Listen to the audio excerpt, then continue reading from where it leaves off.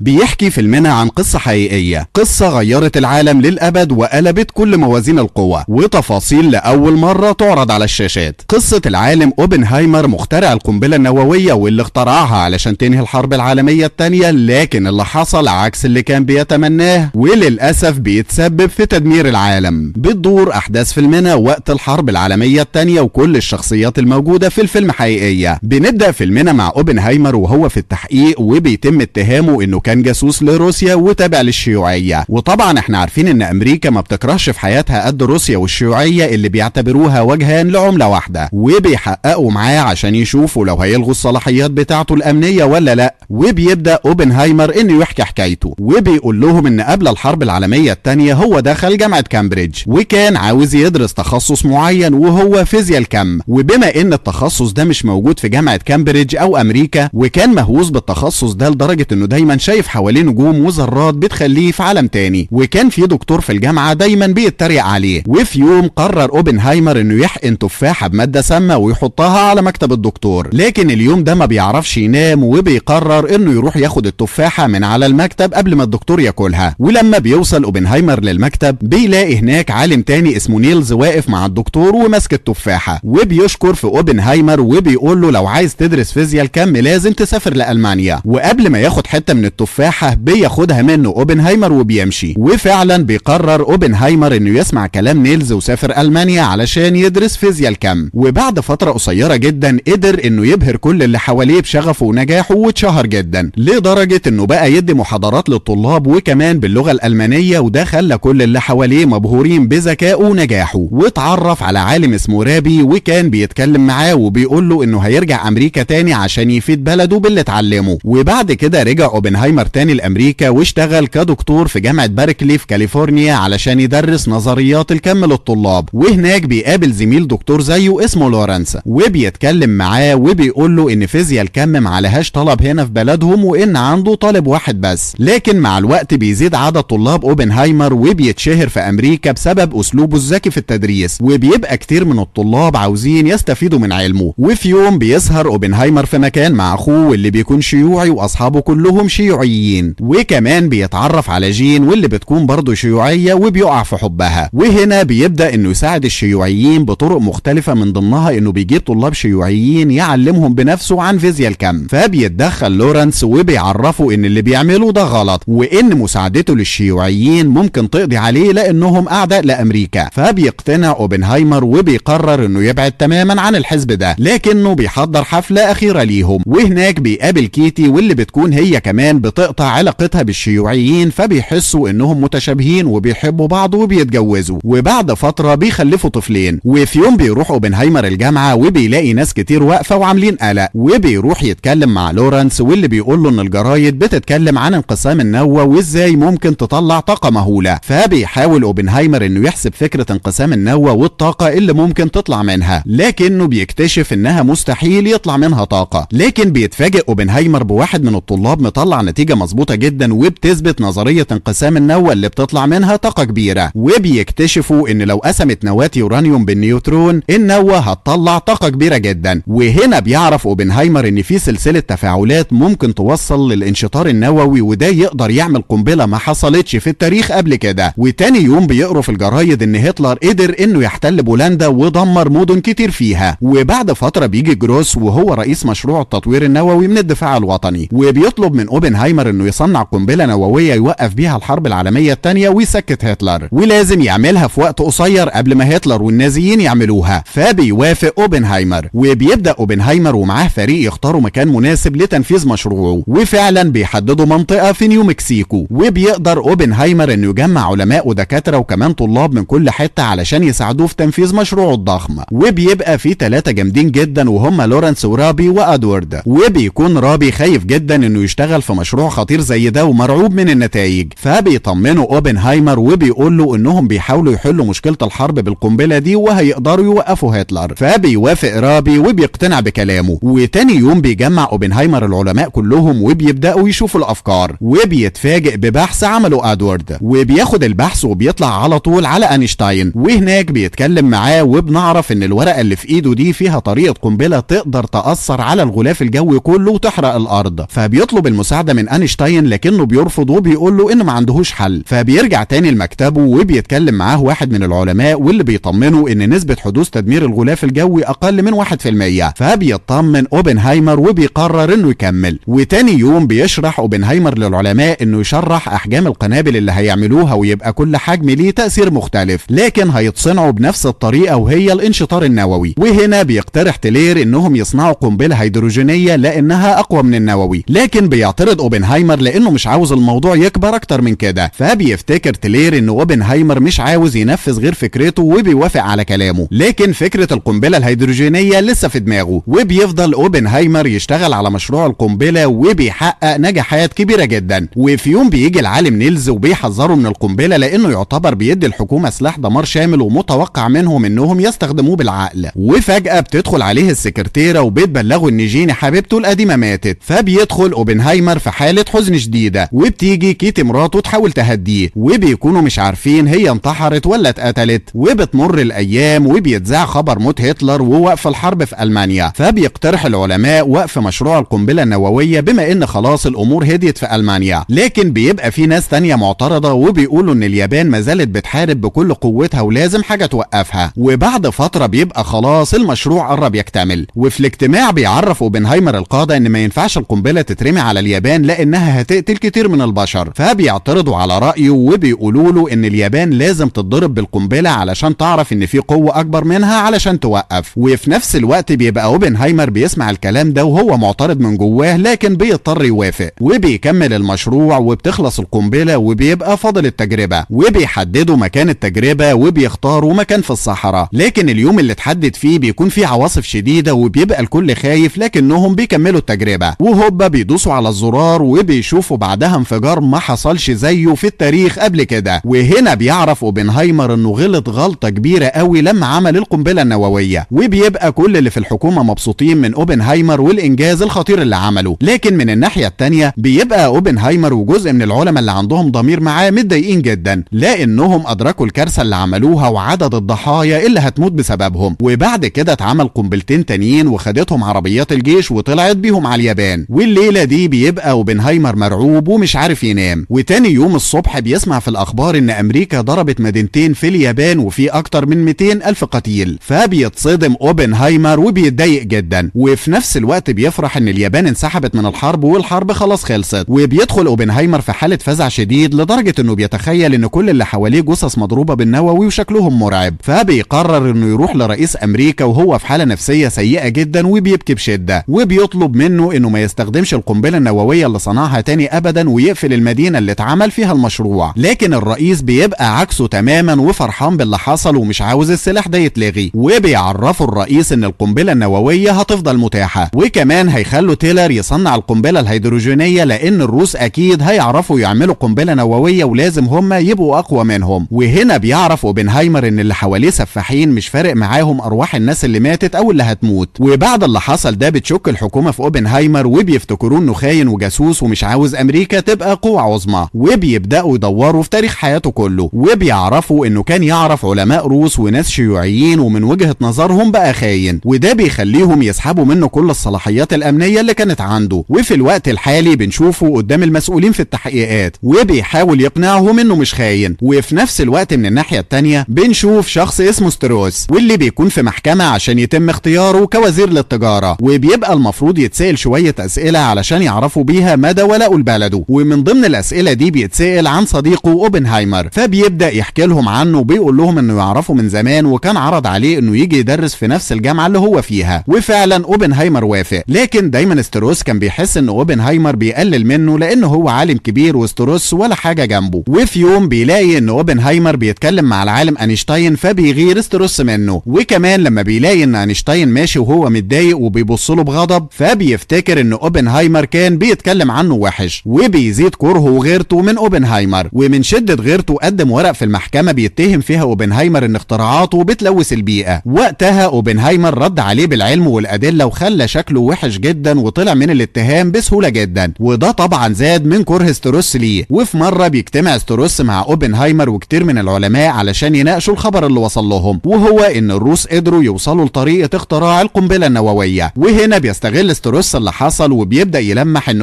اوبنهايمر هو اللي طلع سر صناعة القنبلة، وده لانه كان يعرف روس وشيوعيين كتير. وكمان بنعرف ان ستروس هو اللي بعت رسالة للمحكمة بيتهم فيها اوبنهايمر انه جاسوس، وكمان بعت ورق فيه تفاصيل كتير عن علاقة اوبنهايمر بالحزب الشيوعي، وعلشان كده اتمنع اوبنهايمر من كل الصلاحيات اللي كانت معاه، وكمان اتعرض للتحقيق. وفي الوقت الحالي بنشوف صديق قديم لاوبنهايمر اسمه ديفيد جه وشهد في المحكمة ان اوبنهايمر بريء، وان ستروس هو اللي طلع الاشاعات دي عنه وقدر يثبت كل ده. وبكده مش بيتعين ستروس كوزير، وبترجع لاوبنهايمر كل صلاحياته من تاني. وبعد سنتين بياخد اوبنهايمر جايزة شرفية من الدولة تقديرا لخدماته. وفي اخر مشهد بنشوف ليه اينشتاين كان متضايق من كلام اوبنهايمر وافتكر ستروس انه بيتكلم عنه، لكن الحقيقة بتبقى ان اينشتاين متضايق من كلام اوبنهايمر عن القنبلة، لانه قال له انه عارف ان القنبلة دي هتقتل عدد كبير من البشر، وكمان هتتسلح بيها دول كتير، وفي الاخر الكل هيتقتل بعده ويدمروا العالم. وبيبقى اوبنهايمر بيقول له الكلام ده وهو بيبكي بشدة. وبكده بيخلص فيلمنا، نتمنى يكون عجبكم. سلام.